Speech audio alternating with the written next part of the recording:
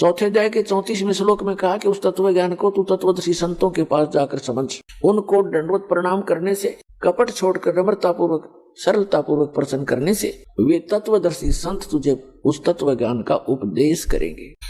अब श्रीमद् भगवत गीता जो है वेदों का सारांश है, चारों वेदों का, और बहुत ही निर्णायक ज्ञान है श्रीमद् भगवत गीता के अंदर। अब यजुर्वेद अध्याय नंबर 40 के मंत्र 10 से लेकर 13 में एक विशेष ज्ञान दिया है। वेद ज्ञान दाता कौन है?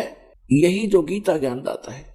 इसने वेद में कहा है कि कोई तो परमात्मा को संभवात माने जन्म लेने वाला अवतार रूप में मानता है, जैसे श्री राम, श्री कृष्ण या अन्य 9-24 जो अवतार माने जाते हैं, ऐसे मानता है। कोई कहता वो जन्म लेता ही नहीं, असंभवात है।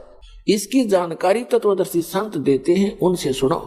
इससे सिद्ध हो गया कि वेद में वो ज्ञान नहीं है। यदि वो कंप्लीट ज्ञान होता तो ये श्लोक, ये शब्द वेद में नहीं होते। और इसी का सारांश श्रीमद् भगवत गीता है। और श्रीमद् भगवत गीता अध्याय नंबर 4 के श्लोक नंबर 34 में भी यही कंसेप्ट क्लियर किया है, यही स्पष्ट कर दिया है कि वो तत्वदर्शी संत उस तत्व ज्ञान से परिचित है, उनसे पूछो। तो गीता के जी के अंदर भी वो ज्ञान नहीं है। वो सच्चिदानंद घन ब्रह्म ने जो अपने मुख कमल से बोला वो तत्व ज्ञान है, वो सूक्ष्म वेद है, और उसकी जानकारी इस दास के अतिरिक्त इस विश्व में किसी के पास नहीं है, क्योंकि उस परमात्मा ने स्पेशल इसी काम के लिए भेजा।